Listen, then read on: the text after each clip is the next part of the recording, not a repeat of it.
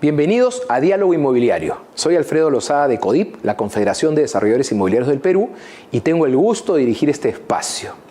Aquí conversaremos de la vivienda, de la ciudad, la sostenibilidad, todo lo importante del sector inmobiliario, porque es fundamental para la generación de vivienda. Este espacio es para ti. Y ahora quiero entrar a comentarles las noticias de la semana. Sobre el sector vivienda, por supuesto, sobre el sector inmobiliario. Primero, el Ministerio de Vivienda organizó Convivienda, un foro muy interesante donde se reunieron expertos del sector, autoridades. Esto estuvo dirigido por el ministro de Vivienda, estuvo la presidenta de la República, porque se inauguró el nuevo modelo de vivienda para techo propio. Se hizo una casita ahí, modelo, dentro del Centro de Convenciones de Lima y se expuso ante los presentes. Algo interesante y novedoso que proyecta los avances que tiene el Ministerio sobre este tipo de vivienda de interés social que es fundamental para el desarrollo y para la formalidad. En segundo punto, es muy importante comentarles que se aprobó en el Congreso de la República la Ley de Vivienda de Interés Social.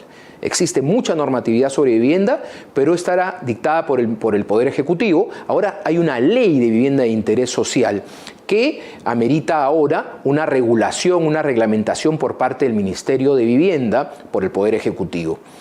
Ha habido volatilidad normativa sobre el tema de vivienda de interés social, lo iremos comentando en las siguientes ediciones y sobre los avances de este importantísimo tema, porque una regulación es central.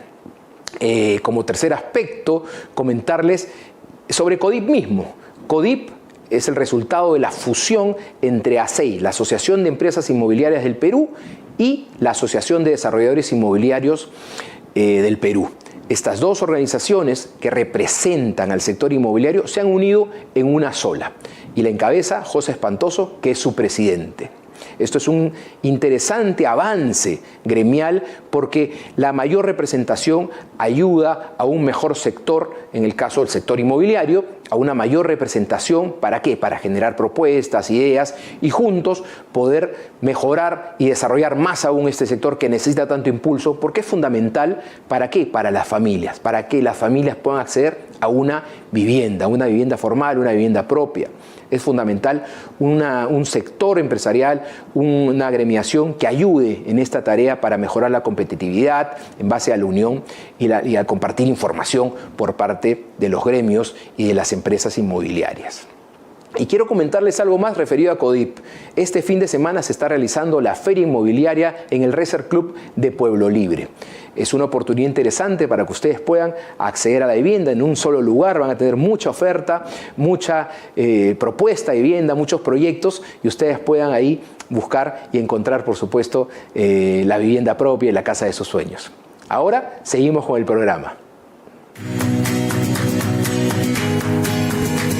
Hola, mi nombre es Diego y vivo con mi mamá y mi hermana.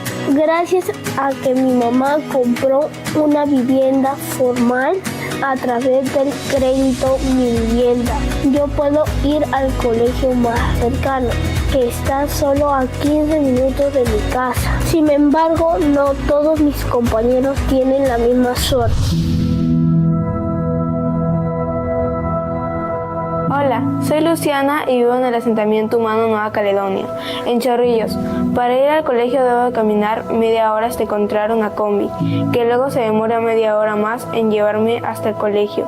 Esto se debe a que mi casa está demasiado lejos en un barrio producto de una invasión, pero eso no es lo peor. Lo peor es que más de 30 años después de que mi abuelo llegó a este lugar, seguimos sin tener agua. Tenemos que bombear agua desde los tanques que llenan las cisternas. Además hay mucha delincuencia e inseguridad. Me gustaría vivir en un barrio mejor. En mi casa puedo ver mis programas favoritos de televisión cuando quiera porque tengo luz las 24 horas del día. También tengo agua potable todo el día. Luego de bañarme y cambiarme me voy a jugar al parque que está cerca de mi casa, donde puedo jugar de forma segura. A mí mí, lamentablemente, mi mamá no me deja salir a jugar muy lejos de mi casa porque dice que el barrio es muy peligroso. De tarde y de noche salen algunas pandillas y me da miedo que me hagan algo.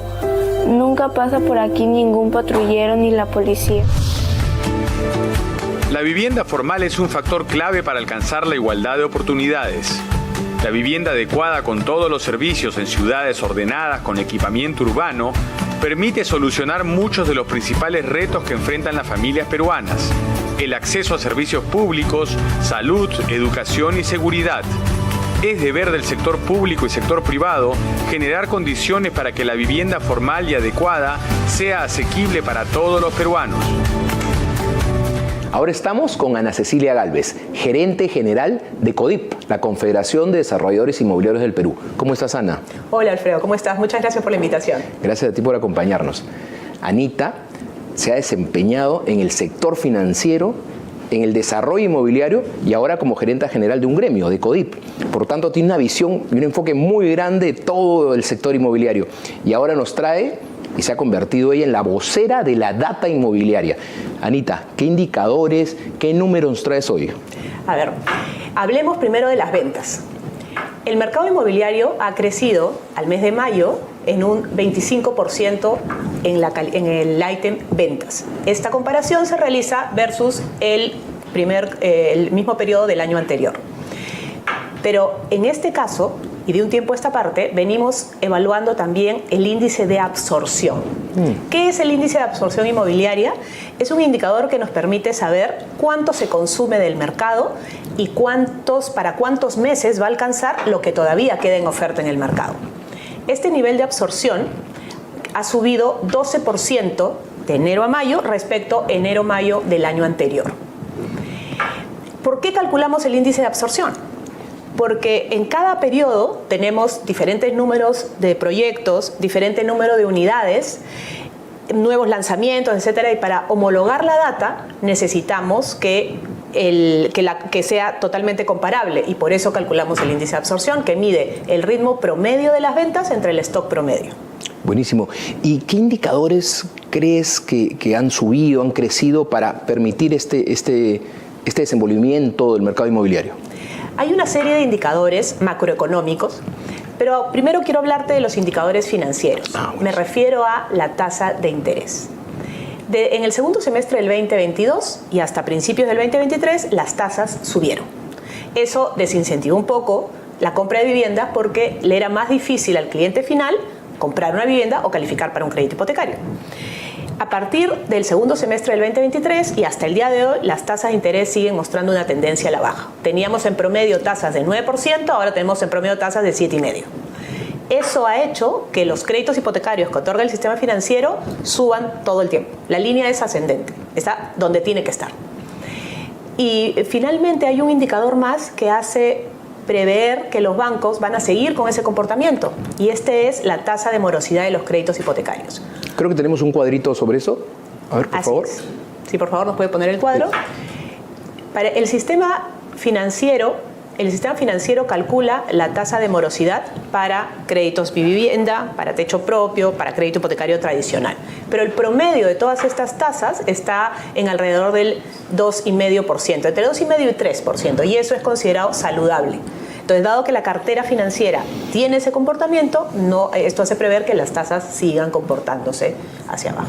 Buenísimo. Ese es uno de las principales razones fuera de los elementos macroeconómicos. Claro, porque las familias, antes de decidir por un crédito hipotecario, mira la tasa, ¿no? Así es. Ve cómo está la tasa, calcula su cuota mensual y sobre eso toma esa decisión tan importante de la familia, ¿no? Decir, voy a comprar el inmueble, voy a cumplir mi sueño de la casa propia, voy a embarcarme en este proyecto, que suele ser el gran proyecto de todas las familias. Así es, uno no compra casa todos los días, ¿no? Así es. Uno compra casa de repente 2 veces o 3 en la vida, y es muy importante, o lo que el perfil o lo que el cliente inmobiliario normalmente toma como factor de decisión es cuánto voy a pagar en mi crédito hipotecario. Porque quiero saber si me va a alcanzar con lo que gano para realmente cubrir un crédito a 20 o 30 años. Correcto, ahí nos dice el cuadro, ¿no? Las tasas han ido bajando, el crédito hipotecario, la morosidad también, y hay más créditos hipotecarios. Así es. Ha ido creciendo en crecimiento. Estos indicadores te permiten demostrar por qué ahora se han desarrollado más ventas. Porque existe una gran demanda de vivienda, ¿no es cierto? Existe una gran demanda de vivienda. Y sumado a estos indicadores más específicos, tenemos los indicadores macro. Así es. De la economía. Cuéntanos un poquito de eso, Anita. A ver, tenemos, por ejemplo, uno de los indicadores que siempre estamos siguiendo es la PEA bien empleada, la PEA económicamente activa, la población económicamente activa bien empleada. El tamaño de esa población ha venido creciendo en los últimos años. ¿Eso qué significa? Que el sistema o el mercado tiene más masa crítica a la cual colocarle un crédito hipotecario. Cuanto más gente mejor empleada exista, más capacidad adquisitiva tiene la población, tiene esa población. O en todo caso hay más población con capacidad adquisitiva. Eso hace que el mercado también se sustente en esta data. Otra de las razones también son las expectativas de las personas. De acuerdo a números del OESR, las expectativas tienen una tendencia positiva desde hace ya un tiempo y eso también hace que las decisiones de inversión de los desarrolladores inmobiliarios tengan una buena base y piensen en el futuro, también del cliente hipotecario, porque con esas expectativas también va a terminar decidiendo o va a terminar viendo que el mercado, el sector o el país está yendo hacia arriba. Eso le hace prever que va a tener buenas condiciones laborales en su trabajo y va a poder adquirir un crédito. Claro, si bien hay turbulencia política y movimiento, la gente tiene confianza. Así es. Y el sector inmobiliario de la inversión también cree, ¿no? En momentos difíciles como la pandemia, en volatilidad de presidentes que teníamos, cambiamos, el sector seguía respondiendo, el sector inmobiliario y las personas comprando vivienda porque es una necesidad importante. Eso es muy bueno. ¿Cómo crees que viene hacia adelante estos factores macroeconómicos? Si se mantienen, entenderíamos que las ventas van a seguir produciéndose, se va a seguir generando un movimiento. Así es. Respecto de las tasas de interés, los fundamentos hoy día te dicen que esto va a seguir en la misma tendencia, en la misma situación. Los otros indicadores de PEA, PBI, inflación, etcétera, hoy día tienen fundamentos muy sólidos como para pensar en que vayan a decaer o vayan a declinar. Pero sí es cierto que hay que considerar que a partir de, octubre de este año, octubre, noviembre de este año, cuando ya se vaya a tener una idea política más cerrada o más certera, es probable que los clientes se detengan un poquito si es que las expectativas cambian. Correcto. La inversión inmobiliaria, Anita. Hablemos un poco de eso. Se ha demostrado en diferentes estudios que es la segunda más importante después de la minería. Eso es un motor de la economía potente, ¿no? Así es. Coméntanos. Un motor de la economía, un generador de empleo muy importante. El sector inmobiliario viene incrementando su capacidad de generación de empleo de un año a otro. Este estudio, que lo hace Apoyo Consultoría con colaboración nuestra, ya estamos en la segunda o la tercera versión, se hace cada año y cada año venimos mejorando esos indicadores. Perfecto. Ana, y una pregunta, ¿cómo logran toda esta información? ¿Esta información de dónde sale? Somos un gremio, tenemos 249 asociados y todos los asociados reportan mensualmente sus ventas. Entonces nosotros podemos saber cómo se viene comportando el mercado con esta gran data. Ahora, toda nuestra data representa el 86% de todo lo que se vende en Lima Metropolitana. Por lo tanto, es una data que tiene representatividad. Buenísimo. Entonces, eso es muy importante para un sector que va madurando, ¿no? Así es. Y además, qué interesante que puedan compartir su información. ¿Sabes por qué comparten su información? Porque se han dado cuenta que el hecho de que todos tengan información transparente hace que tomen mejores decisiones de negocio. El hecho de que todos conozcan en qué parte se vende mejor, a qué precio se vende en este otro lado, etcétera, hace que sus decisiones de inversión sean más realistas, porque no solamente están pensando o están analizando, quiero hacer un proyecto en esta cuadra, entonces voy a ver a la redonda cómo está. No, analizan la tipología, los precios, las tendencias, los amenities, todo en todo Lima, y así se pueden terminar tomando una decisión informada. Claro, y ante un inversionista, un empresario que tiene mejor información, mayor información, puede ser un mejor producto y tener un mejor precio. Así es. Por tanto, mejor producto, mejor precio, beneficiado el consumidor. Claro. La familia. Claro, lo hacemos por eso. Lo hacemos porque los desarrolladores estamos enfocados en formalizar la vivienda en este país. Ese es nuestro gran objetivo. Y por eso tenemos que caracterizarnos por poner en la oferta un producto de buena calidad, un producto a un precio asequible para las familias peruanas y un producto que tenga sostenibilidad en el tiempo. Ese es nuestro gran norte. Si bien es un mercado y un sector que ha ido madurando, todavía falta mucho, sin duda, ¿no? Sí. Para cubrir la inmensa demanda de vivienda que hay y llevar al país a una formalidad en vivienda. Tenemos una economía 80% informal, por tanto, hay muchas personas que no acceden a un crédito. Y si no pueden acceder a un crédito, no pueden acceder a un crédito hipotecario, tampoco. Entonces, ¿qué se puede hacer, crees tú? ¿Qué medidas poder tomar para mejorar esto, ¿no? Para permitir el acceso al crédito a tanta familia que quisiera cumplir con el sueño de la casa propia? Yo creo que esto es un esfuerzo conjunto. Aquí tienen que participar el Estado y el sector privado. Las familias van a ser los beneficiarios finales. ¿Cómo participa el Estado? Por ejemplo, seguridad, ¿no? Hoy día tenemos todos estos traficantes de tierra de los que hablabas y que las familias terminan siendo víctimas de estas acciones. Entonces, el desarrollo inmobiliario formal lo que quiere es llevarle vivienda formal que cierre de una sola brecha de seguridad, de agua, de desagüe, de luz, de energía, de salud, etcétera. Porque un desarrollo inmobiliario, cuando es puesto en el mercado, tiene todo eso listo.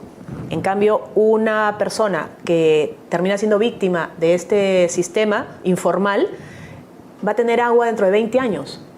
No el día 1 en que su casita esté lista.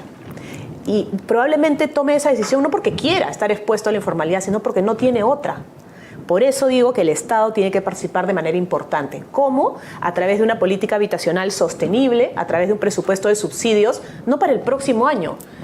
Yo miro con envidia sana a Colombia, que está cerca, ni qué hablar de China. Pero Colombia tiene una política habitacional de vivienda con subsidios aprobados ahorita hasta el 2033, pero ya los tiene hace un montón de tiempo.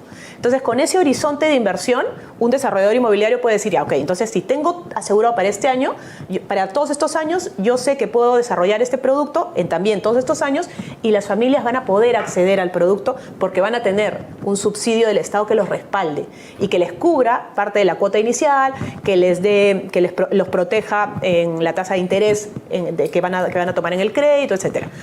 Entonces, es un esfuerzo conjunto. Los privados no podemos hacer todo solos. Necesitamos que el Estado raye la cancha, ponga reglas claras y, sobre todo, desarrolle una política habitacional de largo plazo, porque, como dije antes, es la única forma de cerrar muchas brechas al mismo tiempo. ¿Qué hace, por ejemplo? Sedapal invierte muchísimo dinero en llevarle agua a estas viviendas informales. Porque, claro, el Estado se preocupa por ellos y queremos que tengan agua. Pero el costo de llevar agua hasta una zona que ha tenido un desarrollo informal respecto de utilizar ese mismo dinero en subsidios habitacionales es abismal. Porque, por ejemplo, Sedapal, con la mejor de las intenciones, invierte un montón de dinero y, sin embargo, la brecha de agua sigue creciendo. ¿Por qué sigue creciendo? Porque la informalidad va más rápido. Si ese mismo presupuesto que el Estado destina se repartiera también en la parte de subsidios habitacionales, podríamos cerrar brecha habitacional más rápido. Así es importantísimo que se invierta, por supuesto, en cubrir una deuda social ya generada por un Estado que fue ausente en su momento y no dotó de vivienda o la posibilidad para el acceso, cubrir con estas brechas, pero también llevar agua, por ejemplo, al suelo, para generar suelo urbano donde se pueda generar vivienda formal, ¿no es cierto? Hay que cubrir esto, pero también lo otro. Y así cambiar el modelo, ¿no? Y comenzar por un modelo normal, donde primero está el suelo, se le dota de servicios y llegan las familias. No, lamentablemente, el modelo que existe mayoritariamente en nuestro país, y es una gran tarea a la que está abocada CODIP. Y justamente en el siguiente bloque también hablaremos de eso con Carlos Gallardo del IPE. Anita, muchísimas gracias por tu presencia. Vamos a tenerte siempre con los datos del sector inmobiliario. Encantada, Alfredo. Y te dejo para tus últimas palabras. Muchísimas gracias, Alfredo, por la invitación. Muchas gracias por este espacio en el que podemos dar a conocer cuáles son los movimientos del mercado y, sobre todo, dejarlos tranquilos con el hecho de que tenemos un mercado inmobiliario saludable. Buenísimo. Muchísimas gracias y regresamos con Carlos Gallardo del Instituto Peruano de Economía.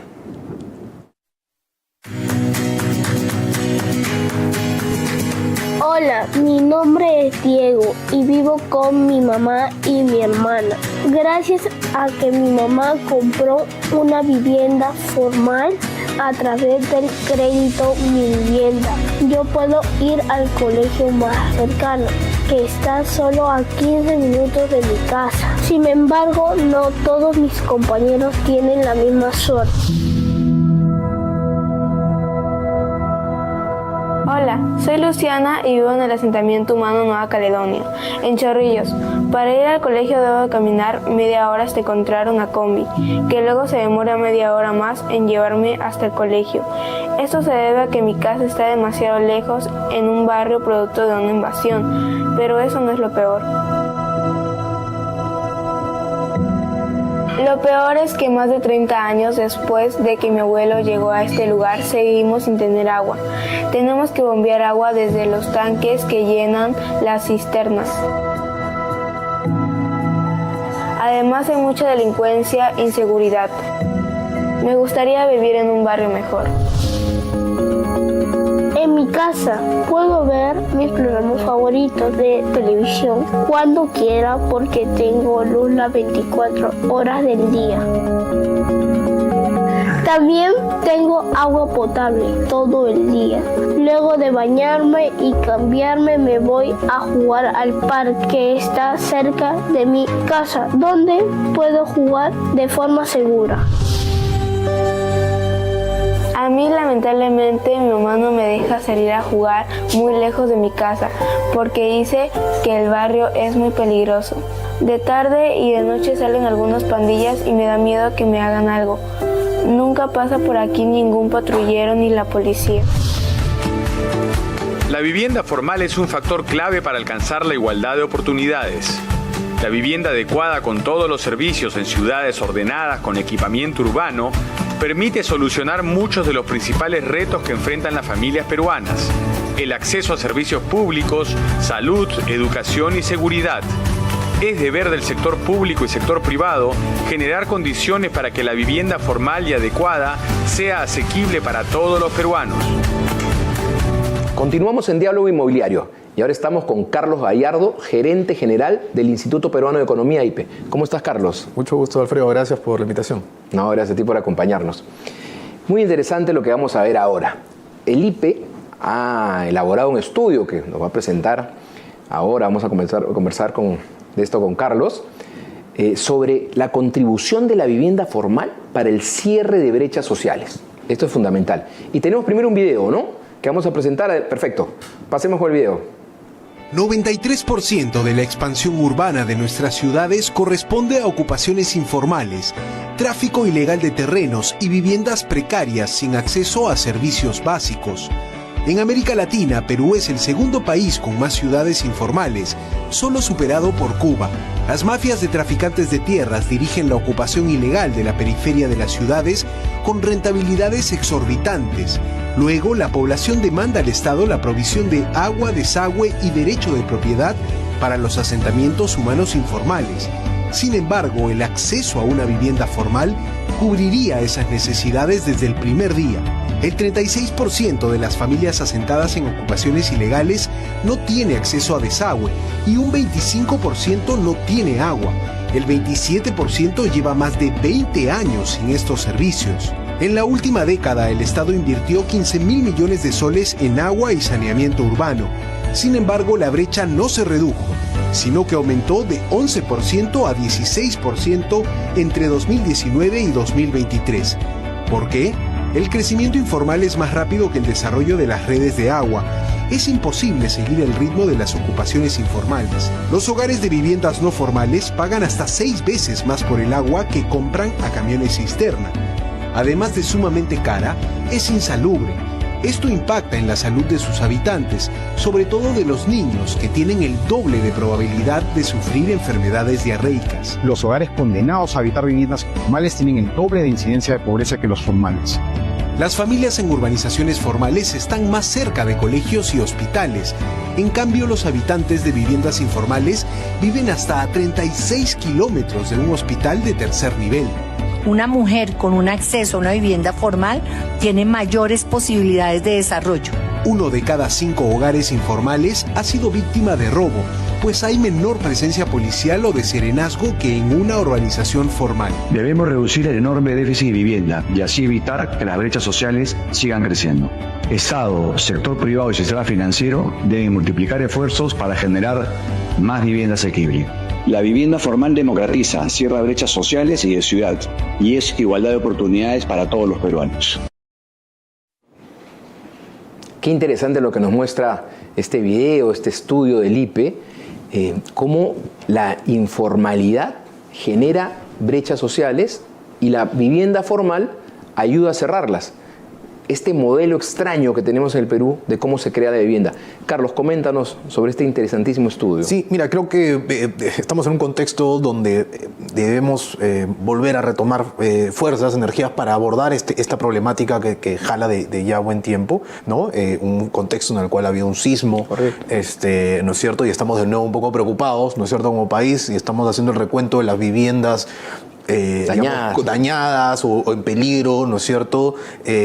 Hablamos de sismos más fuertes, ¿no es cierto?, podrían acabar con estas viviendas, ¿no? Y creo que da pie para conversar acerca de cómo, ¿no?, estas viviendas son viviendas informales, en buena cuenta, desarrolladas en espacios que se fueron tomando posesión, ¿no es cierto?, personas dedicadas al tráfico de terrenos, a las ocupaciones ilegales, se fueron ocupando de manera ilegal en el tiempo, sobre las cuales se fueron desarrollando viviendas que traen problemas no solamente porque están construidas o fueron construidas en condiciones inadecuadas, ¿no es cierto?, y por lo tanto tienen techo, paredes, pisos con materiales inadecuados, sino que también se construyeron sin un ingeniero civil, sin un arquitecto de por medio, muchos estos albañiles o maestros de obras que digamos del término que solemos escuchar, ¿no?, sino que también tienes el riesgo de que estas viviendas alargan, ¿no es cierto?, las condiciones precarias en que estas personas viven.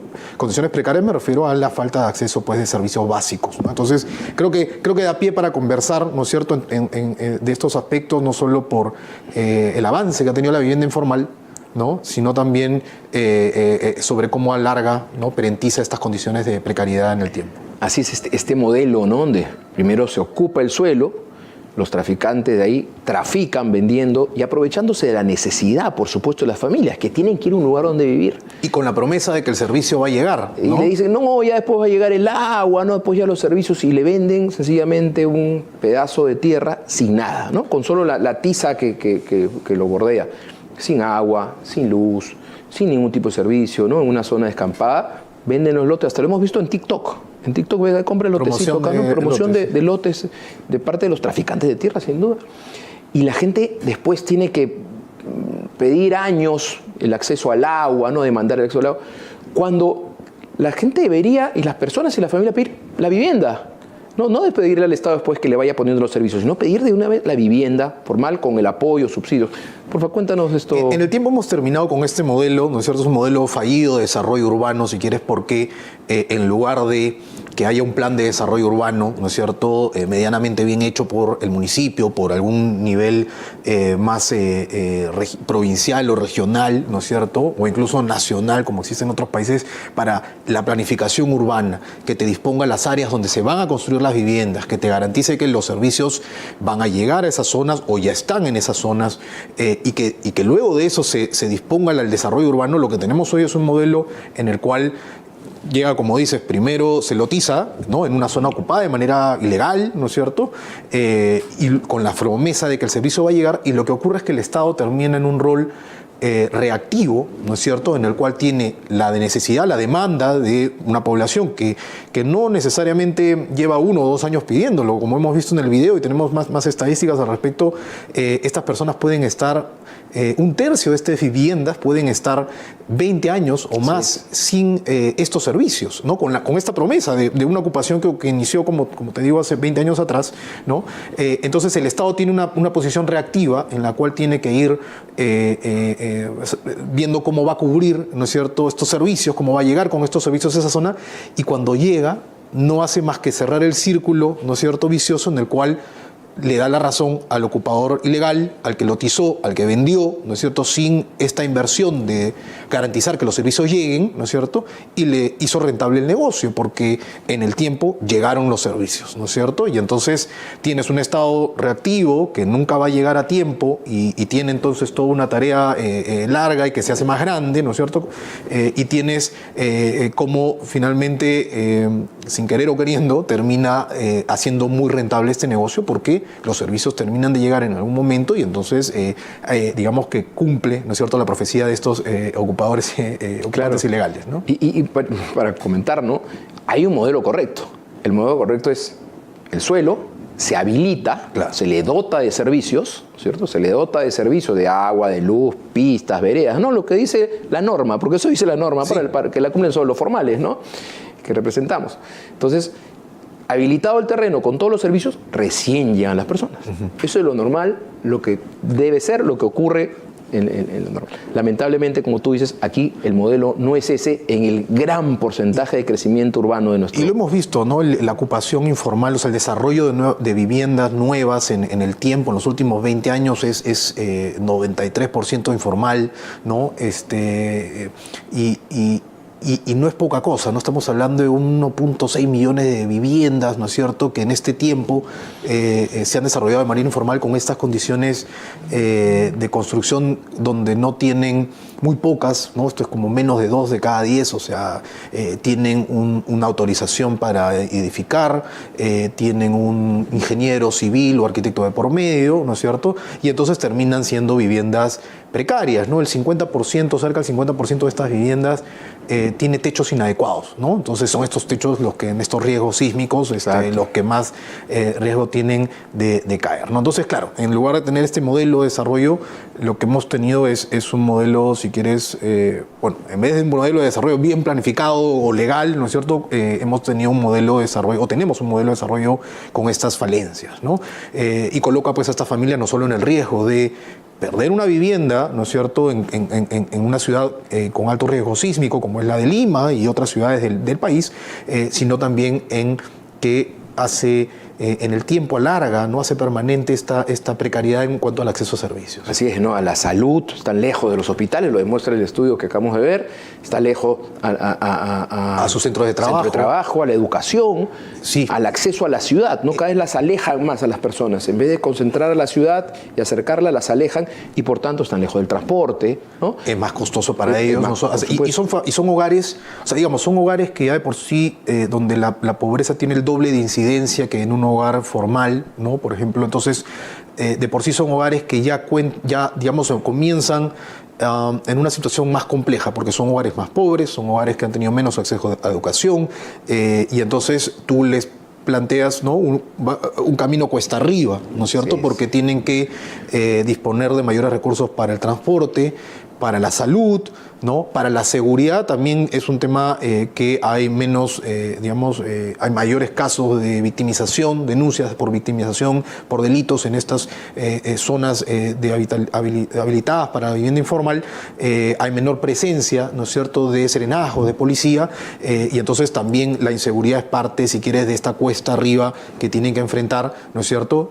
Por ejemplo, también incluso en temas de género, las mujeres en estas zonas, ¿no es cierto?, es más difícil para ellas conseguir un empleo remunerado, ¿no?, incluso que los hombres e incluso que otras mujeres que viven en vivienda formal. Entonces también hay temas de cómo esto limita el desarrollo de las mujeres.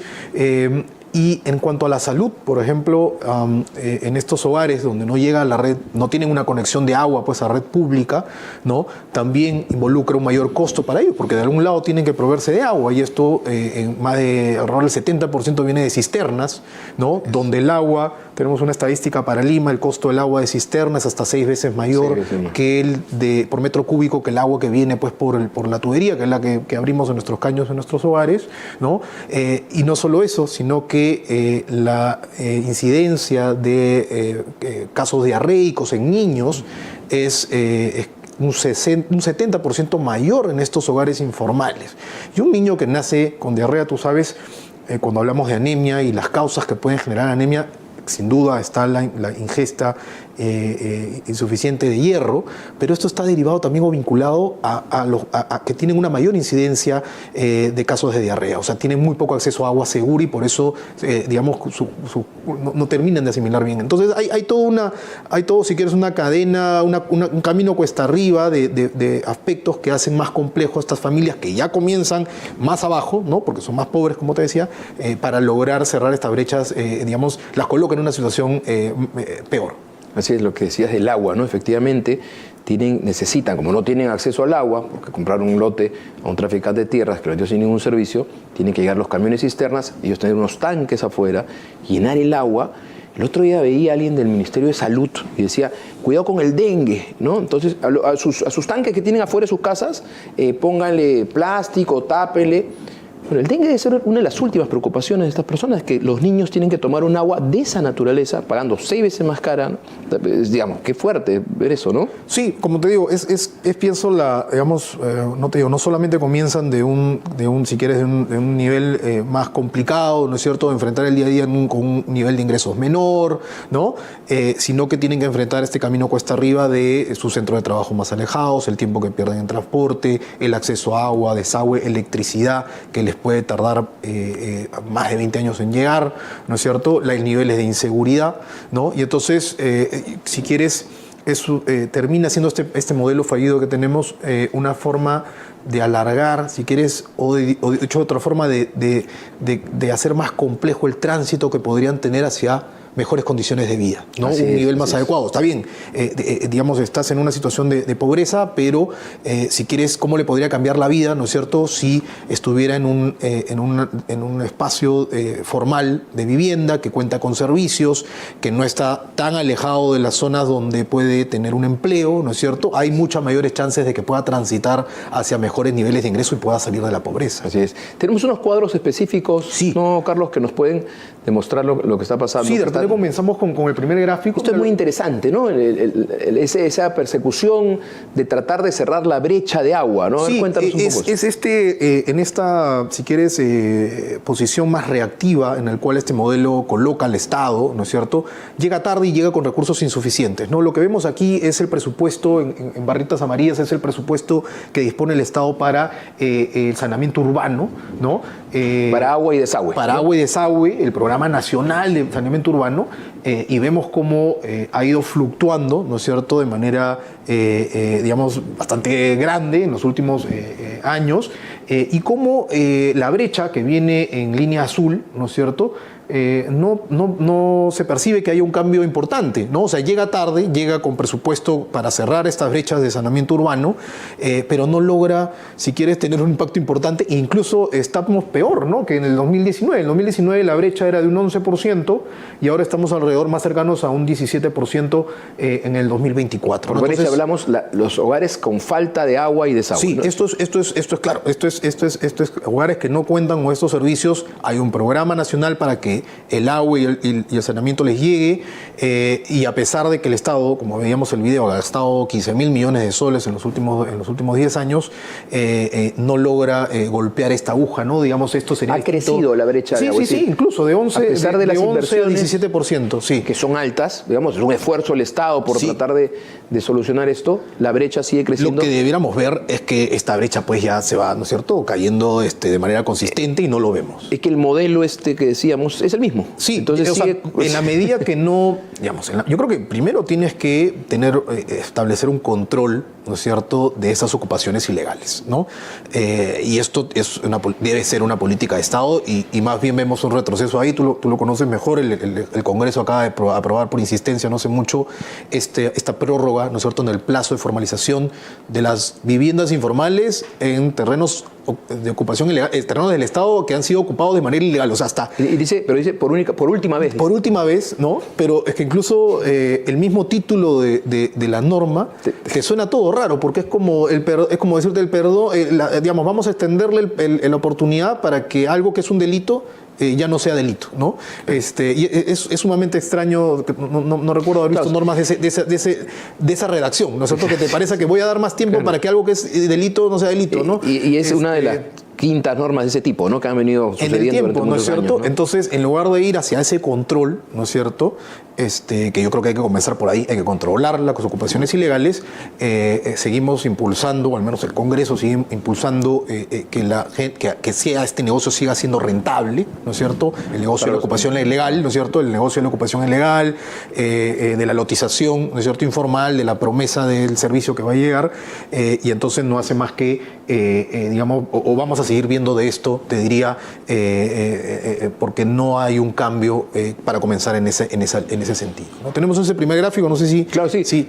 Profesor, el siguiente, mira, estos son los tiempos, los años que demora una familia que ocupó informalmente, le compró un traficante en tener los servicios. Que te comentaba que, claro, uno podría pensar, bueno, ya, llegas a tu ocupación, ¿no es cierto?, informal, a tu lote, ¿no?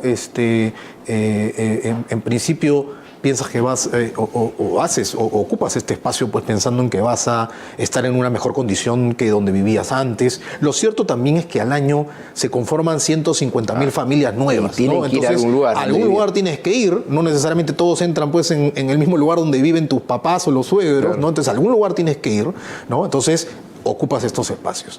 Pero no es que el agua o los servicios, luz, saneamiento y electricidad, ¿no?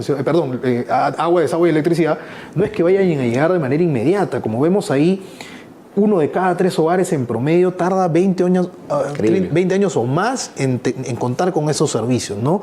Y cuando calculamos el promedio, esto es como unos 15 años en general, ¿no? Hay algunos donde sí llegará el agua dentro de los 10 primeros años, pero en el promedio son unos 15 años que tiene que esperar para que lleguen los Pero basta que una familia no tenga agua un año, es decir, ¿no? Tenga que vivir de la forma comprando cisterna, ya es inconcebible. Ya vas alargando este impacto que tienes pues sobre el desarrollo de esta familia, que como te digo comienza ¿no? en un nivel más complejo de desarrollo humano, ¿no?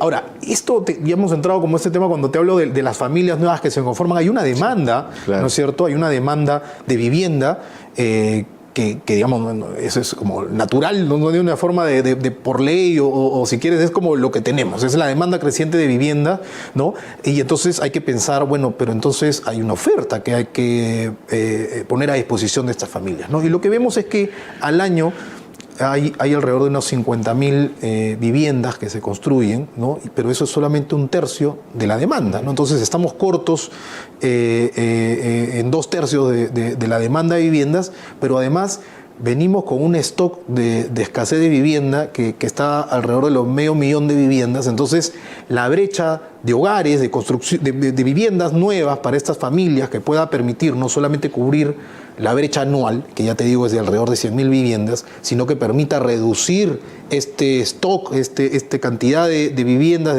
demandadas que no son satisfechas en el tiempo.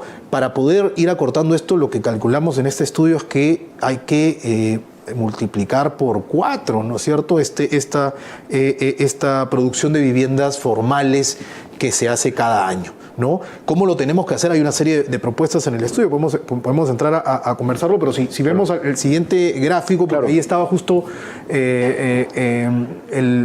cómo se compone, ¿no es cierto?, la producción de vivienda, ¿no es cierto?, que te digo que está alrededor de las 50.000, como hay una demanda insatisfecha de alrededor de 10.000, y como ese espacio rojito, si quieres, decimos, oye, bueno, hay que empezar a cerrar la brecha de los 500.000 de viviendas que tenemos. Esa carga que tenemos. Claro, esa carga que ya tenemos, ¿no? Vamos a ver cómo la podemos reducir en 10 años. Si queremos hacerlo en 10 años, ¿no?, eso significa que tenemos que hacer 143.000 viviendas adicionales cada año. Por eso te hablaba de que hay que multiplicar por 4 la cantidad de viviendas que construimos por año hoy, ¿no? Y entonces eso, si quieres, nos permite pasar como a este segundo grupo si quieres, bueno, ¿qué hacemos, no? Porque ya hemos dicho, lo primero que hay que hacer es controlar esta ocupación ilegal, ¿no es cierto? Pero una vez ocupada ha ocurrido esto, pero ya, tenemos que parar. Tenemos que pararlo, ¿no es cierto? Esto termina afectando a la familia. Y luego pero dar una respuesta también, porque la gente tiene que ir a donde vivir en un lugar y tiene la necesidad. Y ahí es donde viene este segundo grupo, si quieres, de propuestas que tiene que ver, bueno, entonces, ¿por qué no somos capaces como país, o por qué no incentivamos de manera suficiente las distintas herramientas con que contamos para alcanzar a cubrir esa columna rosada y la roja, ¿no es cierto?, que es lo que año a año, ¿no es cierto?, nos falta de viviendas construir y lo que año a año habría que empezar a cerrar la brecha con la que venimos este stock del 500.000 de viviendas que te comento. Claro, y sin duda es una política agresiva de subsidios de vivienda, como es no solo acá, sino en la región, ¿no? Nosotros más o menos el presupuesto público para subsidios llega al 0.65% del presupuesto público, ¿no? Es muy pequeño, ¿no? Y para vivienda nueva solo el 0.20%, porque el otro es para cualitativo, que también hay que luchar, por supuesto. Claro, y ¿sabes qué? Yo creo que o sea, no solamente es insuficiente, ¿no? Sino que habría que ver si, o sea, digamos, no solo es insuficiente en el monto, sino que incluso ya no está generando, ¿no?, o no estaría generando el mismo interés o el mismo demanda por estos servicios. Estamos hablando del Fondo Mi Vivienda, del nuevo crédito Mi Vivienda y de techo propio, ¿no? Y entonces yo creo que corresponde la revisión no solo de los instrumentos como están diseñados hoy, ¿no?, para estimular esta mayor demanda, ¿no es cierto?, para que el subsidio funcione de mejor manera, sino también, ¿no?, incorporar algunos mecanismos financieros como las garantías, por ejemplo, para que los créditos terminen siéndole menos costoso. Los créditos no para adquirir viviendas informales, los créditos para adquirir viviendas formales, ¿no es cierto?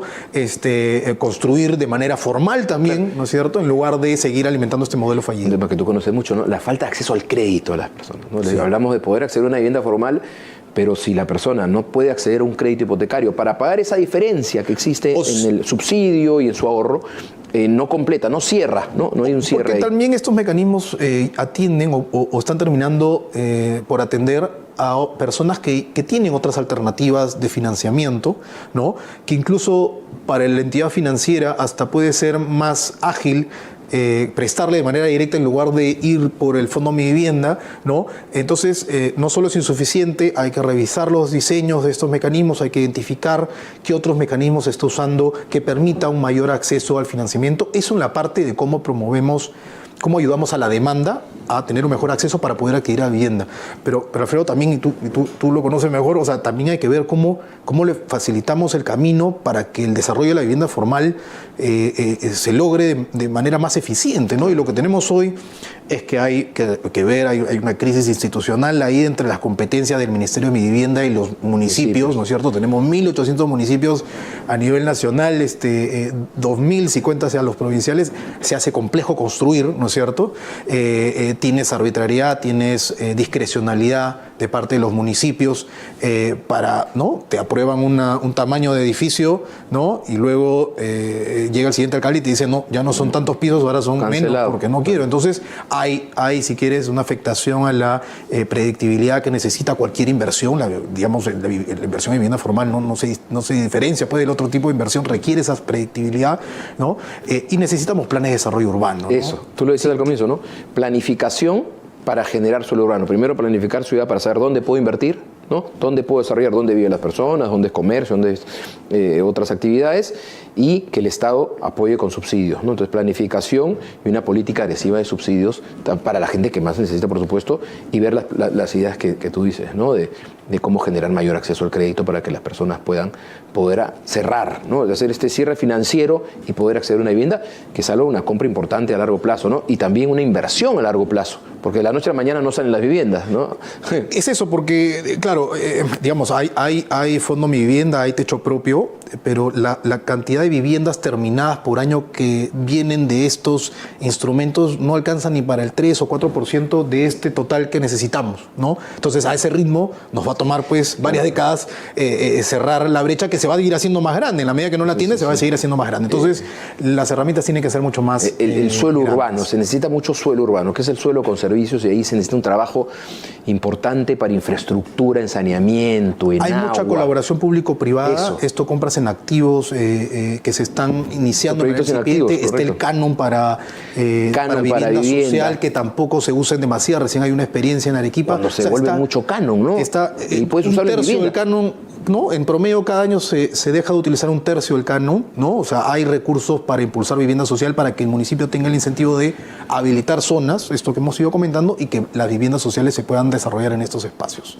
Claro. De manera formal. El canon sería buenísimo, porque si usas canon para vivienda, qué mejor relación de la persona con la actividad, ya sea minera o otra actividad. Dice, no, esta casa, vivo en una casa que me generó esta actividad minera.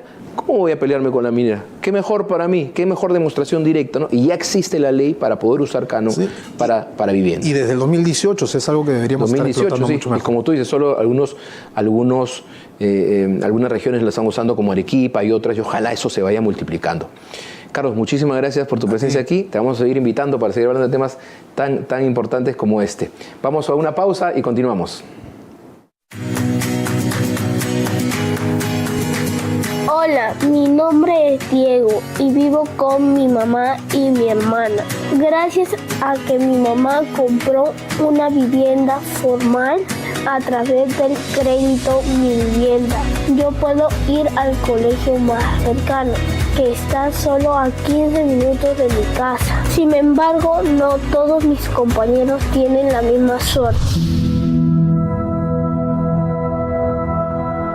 Hola, soy Luciana y vivo en el asentamiento humano Nueva Caledonia, en Chorrillos. Para ir al colegio debo caminar media hora hasta encontrar una combi, que luego se demora media hora más en llevarme hasta el colegio. Esto se debe a que mi casa está demasiado lejos en un barrio producto de una invasión, pero eso no es lo peor. Lo peor es que más de 30 años después de que mi abuelo llegó a este lugar, seguimos sin tener agua. Tenemos que bombear agua desde los tanques que llenan las cisternas. Además hay mucha delincuencia e inseguridad. Me gustaría vivir en un barrio mejor.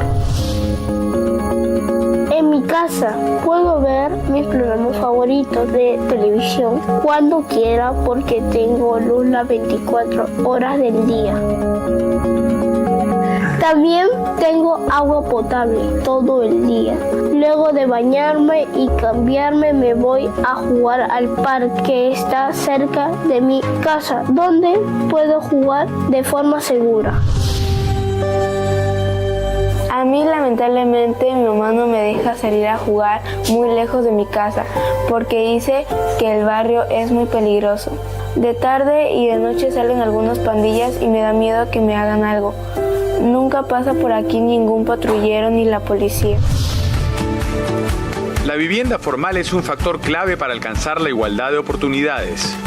La vivienda adecuada con todos los servicios en ciudades ordenadas con equipamiento urbano permite solucionar muchos de los principales retos que enfrentan las familias peruanas: el acceso a servicios públicos, salud, educación y seguridad. Es deber del sector público y sector privado generar condiciones para que la vivienda formal y adecuada sea asequible para todos los peruanos. Hoy hemos tenido noticias del sector, Anita Gálvez con la data del sector inmobiliario, con buenos números, buenas cifras, a Carlos Gallardo del Instituto Peruano de Economía, con la contribución de la vivienda formal para el cierre de brechas sociales y el terrible impacto de la informalidad, la inseguridad que puede generar. Creo que hemos tenido bastante, ha sido interesante escucharlos. Gracias por eso, gracias por estar con nosotros y nos vemos hasta una siguiente edición. No se olviden que la vivienda es igualdad de oportunidades para todos.